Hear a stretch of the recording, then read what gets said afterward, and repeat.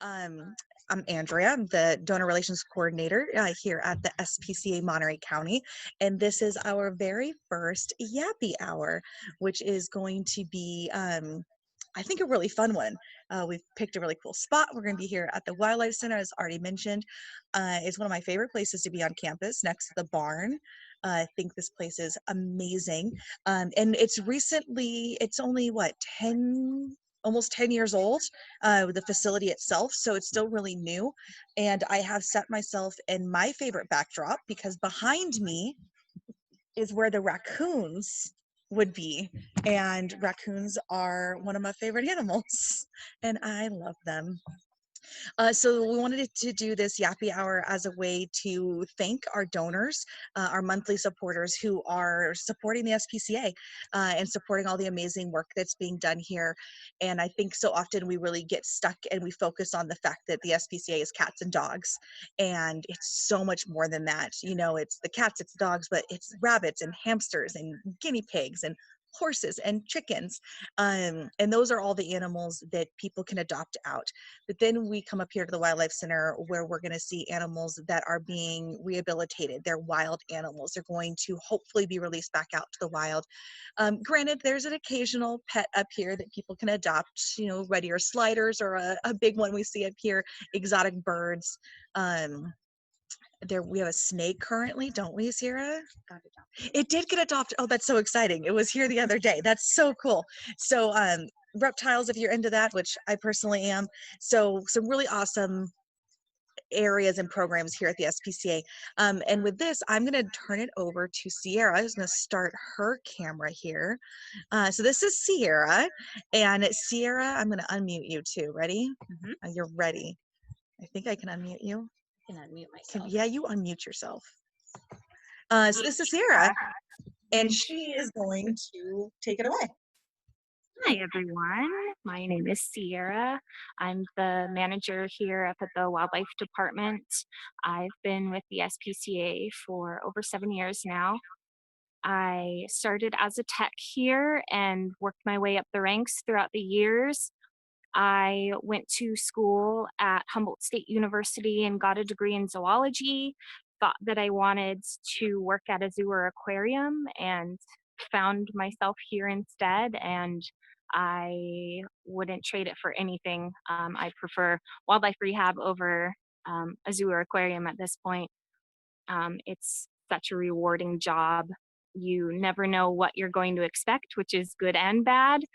And then as an aside, I recently got this promotion from the assistant position in February and then had COVID and shelter in place and all of the wonderful joys that came with this strange time, basically a month into my promotion. So it has definitely been a challenge and a roller coaster, but I'm still here and the center is still standing and we still have animals to take care of.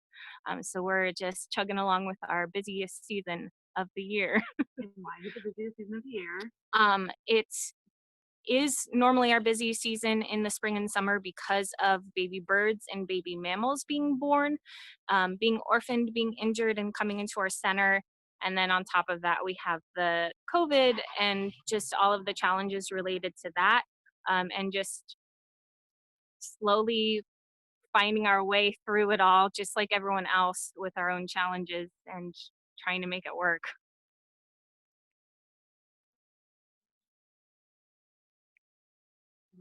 You good? Yeah, sorry, something just like.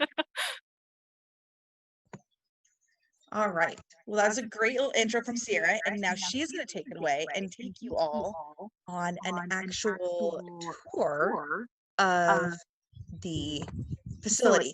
So we next are going to actually have Sierra head into the center. She's got to get her mask all on. We are still practicing our social distancing, wearing our masks, doing everything we can. So Sierra's going to take it from here and go into the center, and she'll tell you a couple of just like fun areas and what's going on in these areas. As she mentioned, we're baby bird season. This is my first baby bird season as a staff member. Previous to that, I was always a volunteer and didn't get to come up here very much as I was down at the barn. And I've always heard the stories of how baby bird season comes around here, because there's all the timers, and the birds are being fed consistently throughout the day, sometimes every half hour or 45 minutes, something like that. So it is a lot of activity that goes on, and it keeps the staff and the volunteers, when we have them, incredibly busy. So it looks like Sierra's got to her place, so we'll send it back over to her. I feel like a news anchor. I love it. So I'm here in the treatment room, and currently there's no one else here, so I'm able to take off my mask, but I can really show you around our Hey, treatment Sierra, room. we can't hear you. Did you unmute yourself? I sure did. How about now? Nope. Oh, Hmm. Stacy says that they can hear you. It's just me. Go ahead. Okay, I'm the only one in here, so let me show you. There's a timer. This is our world right now. We have timers that we use to feed a lot of our baby birds. Some of them are fed as often as every 30 minutes, like you saw that one there. Out in the wild, their parents would be coming back and forth feeding them that often. And then as they get older, the timers will get a little bit higher in time. We'll go to 45 minutes, an hour, 2 hours, and then just slowly get them used to feeding themselves. So here's our treatment room. Every animal that first comes into here. We have our treatment table, which we just finished with a lot of intakes. So we have a lot of pages up here being cleaned. Any intakes, basic medical procedures that we can provide can be done up here. Splints and sutures and wraps we're able to do here, give them medications. We have a lot of book references. We have an incubator for some of our really small animals that come in, try to get them stabilized with fluids and heat. And then we also do have a set of cages here. Any animals that are housed in here will be ones that aren't easily affected by our presence, because there are so often a lot of people in here. We're moving around, we're making a lot of noise and talking. So any of the animals that will be in here are often doves and pigeons, and then the occasional snake that we may get in, like a gopher snake or garter snake or something along those lines.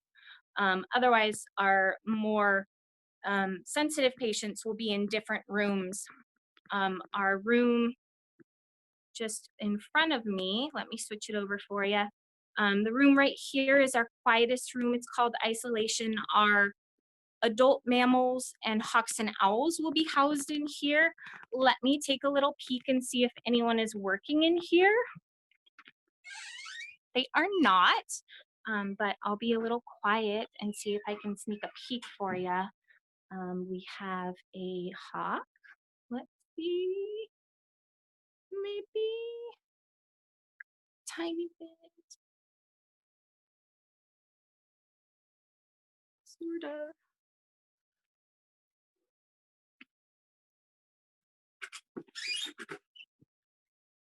That wasn't the best show and tell, but close enough. So they'll be housed in there. It's our quietest room, the least amount of activity. I do have some staff that are trying to get in here, so I'm going to move to the next station to show you a little bit more of our center.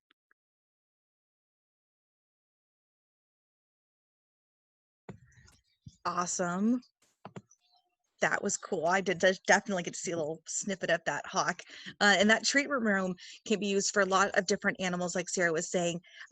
We recently, within, I want to say the last 2 years, have become a facility that can handle animals that are known as a rabies vector. So like skunks, I'm forgetting the other one that's off the top of my head right now. Bats, skunks and bats. So we can start rehabbing them. So we've had a couple of skunks that have been in. My first couple weeks on the job, I got to do a little cross training and came up here to the Wildlife Center for about a half a day. And there was a skunk that came in. And before I even knew that this was skunk was even in the building, like you could smell it. And then somebody decided to tell me. It was fantastic. All right, so Sierra is back, so we'll move back over to her as she's in her next spot. All right, so the cell service may be a little spotty over here, but just yell at me if it's difficult and I'll move on to somewhere else. So in here we are in the baby bird tent is what we call it. It's a temporary tent essentially that we put up each season so that our baby birds have a stepping stone from being indoors where it's nice and warm before we throw them into, not throw them, put them into a large release enclosure where they can practice flying. So they'll come in here first so they get exposed to the environment a little bit more. They get access to some sunlight if there is any, which of course today there's not. And then they also get exposed to some of the sounds of our own wildlife that are on the property. So I'll show you a little bit. We have cages set up that are meshed to help protect them from us, so they're not seeing us all of the time when we're coming and going, and we usually aren't trying to talk in here. We do want to keep our patients as wild as possible. So here's the other side. So we have 5 enclosures that we're able to set up different species of baby birds. In here, we have a young scrub jay.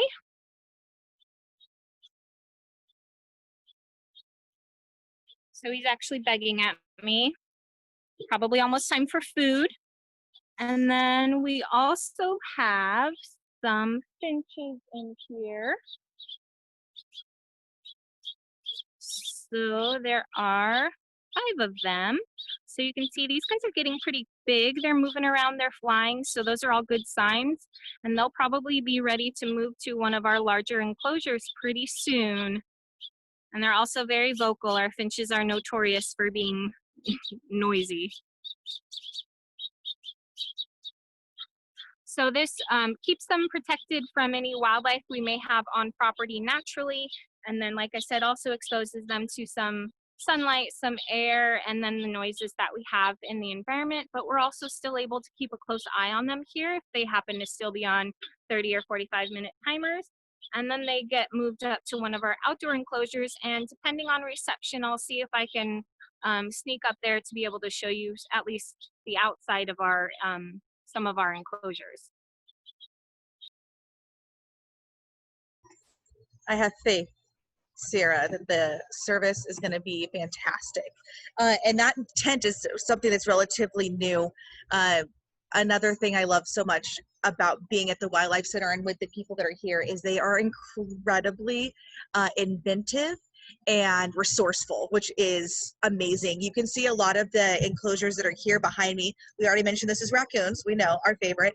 And then some of these other ones can hold a variety of different animals. And I think that's where Sierra is going to try and head. So you actually might be able to see her over my back shoulder here. And so again, like she said, we've got some animal holdings that are there, and they can be used seasonally. So you can take them down when they're not in use, put them back up. And an area that's right next to where Sierra just was is next to the raccoons, one of my other favorite places. It's where we hold some of our bigger seabirds, like the brown pelicans when we get them. And they are my favorite bird of all times. Brown pelicans are amazing. And I love that here we're able to really help and support that local wildlife. And it's maybe an animal we can't deal with here on site, but we have resources where we can work with other wildlife organizations and be able to transfer animals so that they can go to the place that is going to be best fitted for them. Which again, what it's all about, right? It's not just keeping the animals here, but it's making sure that we can get them back out. So I think Sierra's almost, oh, look, just like I thought. She's right where she's supposed to be. So I was intending on bringing you guys into one of the enclosures, but my service drops out as soon as I take about 3 steps forward, and makes it so that when Andrea was talking, I wasn't able to hear her. She was cutting in and out. So I imagine the same will probably happen if I take a step forward, but I can give you a little peek. Our enclosures, they're pretty basic on the outside. We have 3 lined up right here. We have them so that there's a door that leads to the outside that we're then able to close before walking into our enclosures, so we don't have any of our patients escape. There's the sun. And they're all the same. The reason they're all the same is so that we can use them for several different species. The beauty of our county is we see such a wide variety of birds and mammals that we never really can expect a certain kind of species. So we have to be able to have enclosures that can be built and dressed up in a way that is appropriate for what their natural behavior is and what their natural environment is. So we usually just start with a shell of an enclosure like these ones and then really dress them up on the inside. I'll see. We are also really fortunate with our property with a lot of natural branching that we're able to harvest trees from our nearby ones. Let me see. It's hard to say, but we have hanging perches in there. There's cut branches, like I said, from our nearby trees. There's, if there may be a bird that eats down on the ground, we would have large trays of dirt so they can forage food and water down on the ground too. If they normally catch bugs in the air, we'll release fruit flies or moths or other flying insects so they can actually practice hunting in the air. So we really try to cater it and make it as natural as possible for our patients while they're here with us, especially right before release. We want to make sure that they're going to behave as closely as possible to what they should be doing out in the wild. And I'll actually move back down the hill and we can talk more. Sounds good. All right. And this part of the campus, I mean, the SPCA as a whole is quite large. If you've never been out here, we're about 400 acres, if I'm remembering correctly. And so a lot of that is completely undeveloped, which includes being down here at the Wildlife Center. And that's one of the things that, again, being so cool, we can have, like Sierra said, being able to use different natural scape and things like that. You want to go to some Q&A? Yeah. All right, we're going to do some Q&A. So if you want to turn that off, we're going to just do a little switcheroo here. So pardon us for just a moment.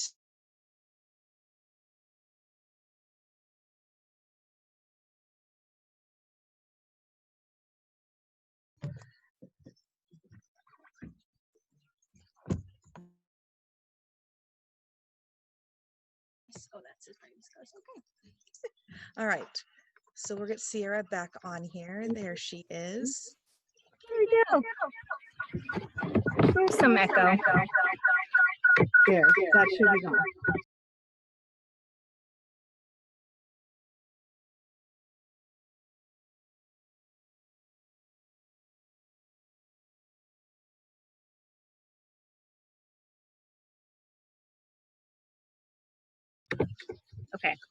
Okay. So, are we still having an echo? I might have a slight spy in the midst to help us out. Okay, Sierra. So we are going to pose some questions to you. I know that I gave you a little heads up, but we also might throw some in the mix. So if anybody has keep me on any my toes. questions, please feel free to put those into the chat box. And so we'll ask Sierra some of our questions that we gave her time to prepare for. And we'll ask Sierra questions she did not have time to prepare for, which are some of my favorite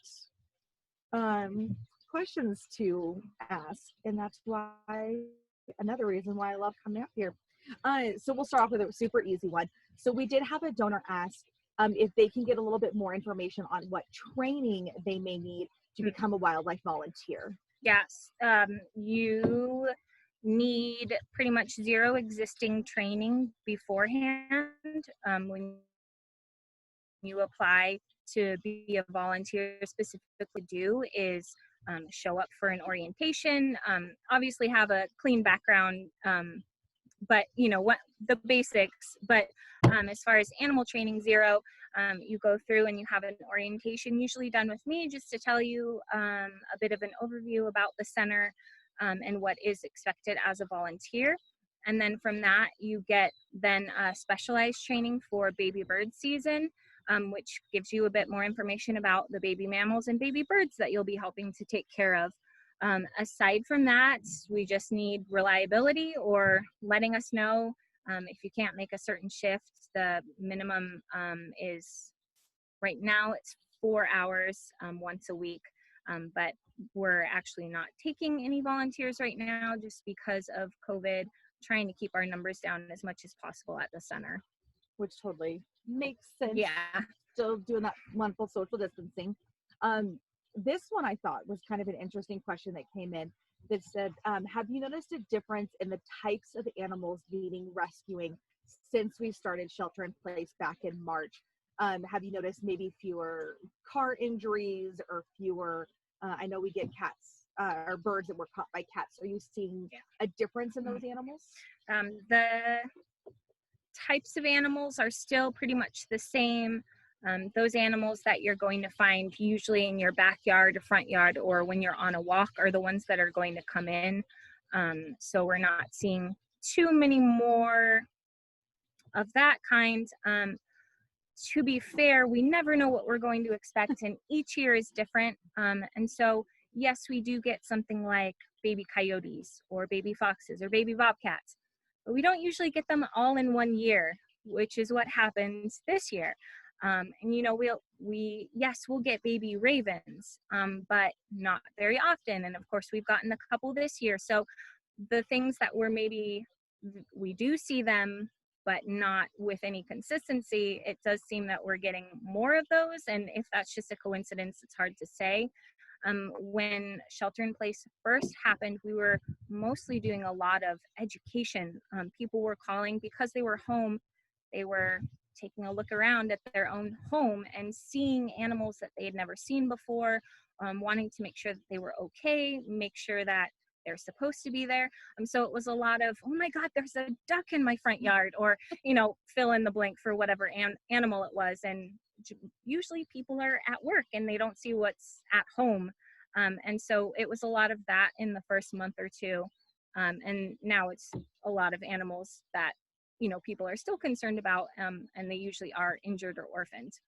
And with that, Sarah, with being in shelter in place, it also means that the way that we're responding to calls is also a little bit different, right? As opposed to just calling us and we get in one of the trucks and go. We're now doing things a little bit differently, right? Yeah. If you look at just the month of April, which is really when our busy season starts, that's when all those babies start being born and coming into our center. If you look at how many calls that we responded to last April, where the SPCA techs would actually go out into the field and perform the rescues or pick up the animals from the public, we probably did about 70% of it, and then the public would bring in about 30%. Fast forward to this year, this April specifically, and the number difference was about 80% that the public was bringing in to us and about 20% that we were responding to.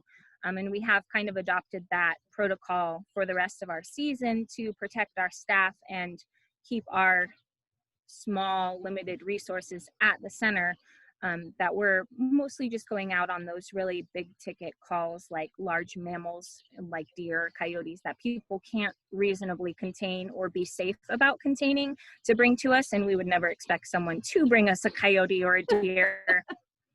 So we're still going out on those, but really, really trying to encourage the public to bring animals to us. Which is also nice to get a few more people to come. Because again, this is not a place that a lot of people get to see. So even if they don't get to come inside the center, just kind of seeing the operation up here, I always think is very exciting for new people.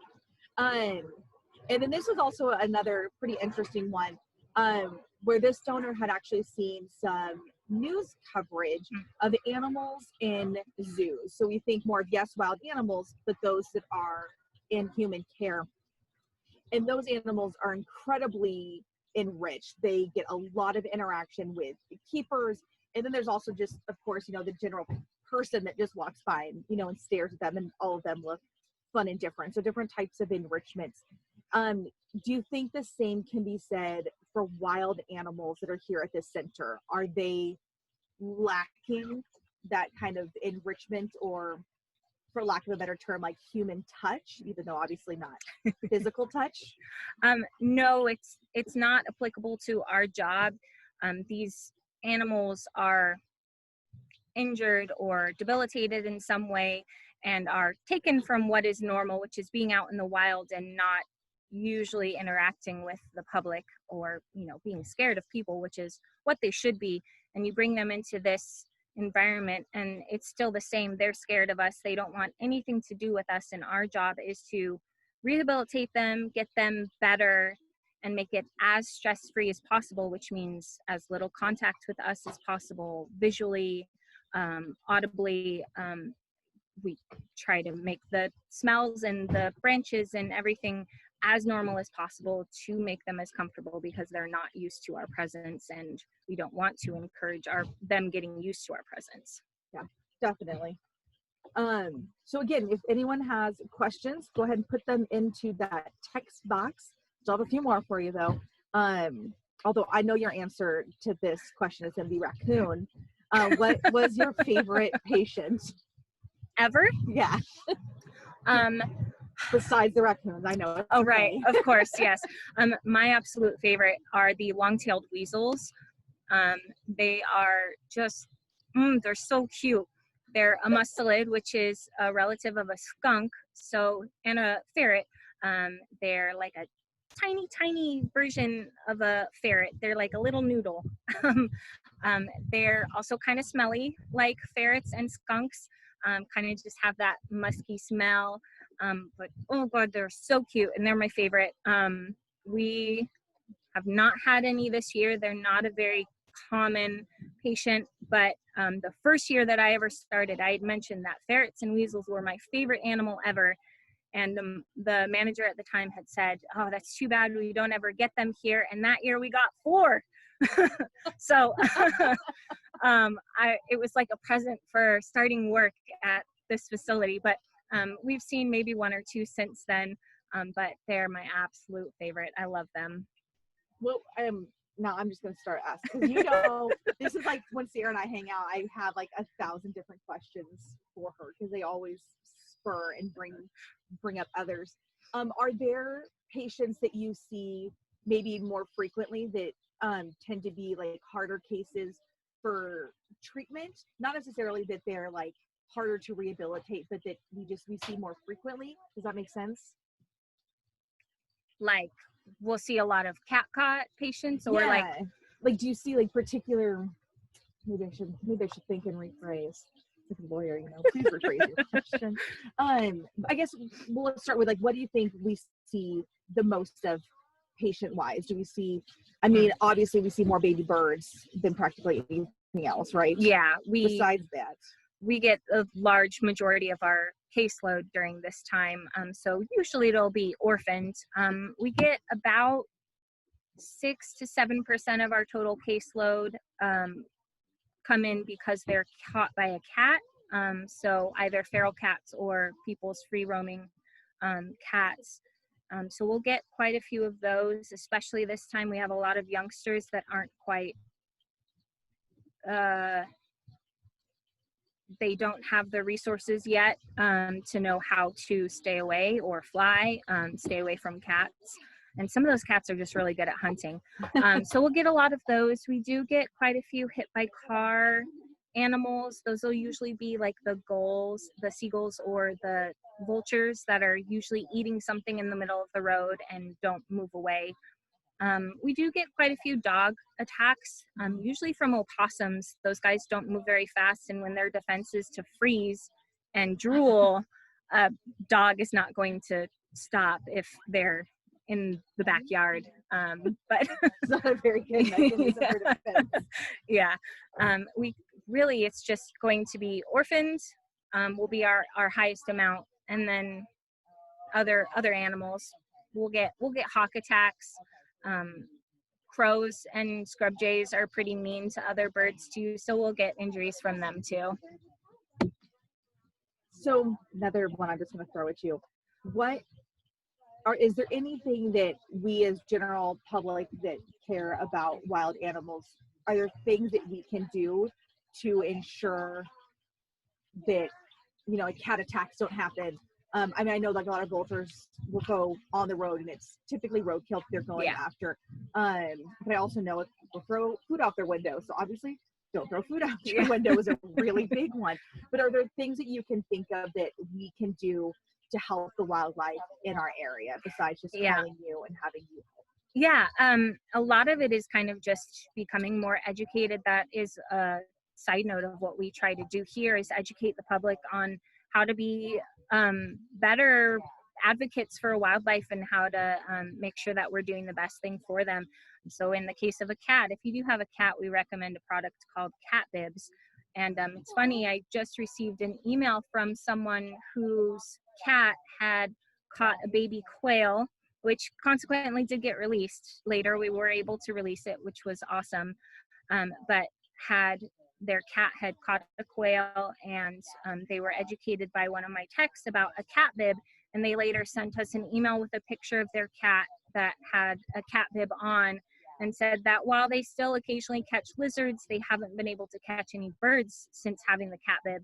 So education points like that. You know, if you fish, making sure that you try not to cut your line and let the hooks go loose so we don't have seabirds and gulls that get fishing hook injuries, or line wrapped around their legs. Using care to try not to feed the wildlife as much as possible, so that you're not encouraging dangerous situations for yourself, for your pets, or the animals, maybe giving them the wrong food, or them getting too used to being around people and then harassing your neighbor's pets or something. Really, it just comes down to being a good advocate and educating yourself, and that's part of what we're here for. Yeah, and I think sometimes too, it's making sure you look at the situation and don't just immediately assume that the animal's in distress unless you can physically see it.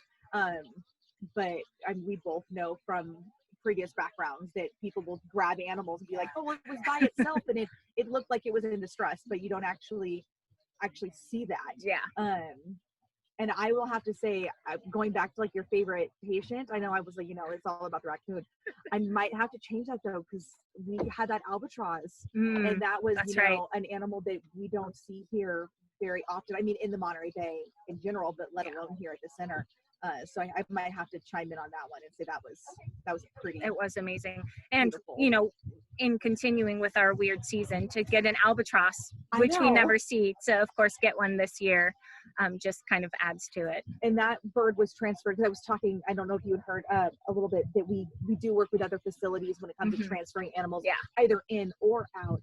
And that bird was transferred to another facility and successfully rehabilitated, right? Yes, and released. Yeah, which was awesome. That's always the end goal. Yeah. Oh, most definitely. And I think that's, again, not working in this particular area, but I can only assume is one of your like highest points of the job is when you do that live release back out into an area. Well, Sierra, we haven't had any other questions that have come in. So unless anyone has any last minute burning questions, I know we kind of scheduled this for an hour, but we knew that we might not hit that just because it kind of depends on what's happening around here. But thanks for taking the time to show us around. I'm a little jealous that all the Yappy Hour people got to go into the little super quiet room. So it's the one area I've not been able to get into, and we did get to see the hawk. You could a little bit. It was a little bit. It was awesome. So thank you so much for taking the time. If you want to go ahead and shut down your video and mute it.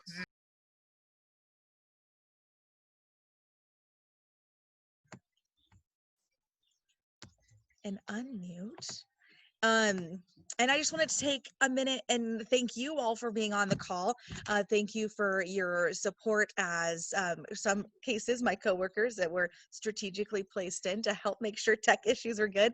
And also to our donors. Thank you for donating. Thank you for being part of the SPCA's extended family and making all of this work possible. Really, really, really appreciate it. And we hope this will be one of many Yappy Hours to come, and that we'll hopefully have another one in the works soon. So if you have any feedback, I think all of you should have my email address. Feel free to email me. Let me know things you like, things you didn't like, things you'd like to see in the future. Anything and everything is welcome. It's the first one, so really excited to see what will happen next. So again, thank you for your support. Thank you for everything you do for the SPCA Monterey County. We could not do it without our donors, and we really just can't thank y'all enough. So enjoy the rest of the day. I hope the sun comes out wherever you are, and I hope that we will chat with you all soon. Bye, everyone. Thanks so much.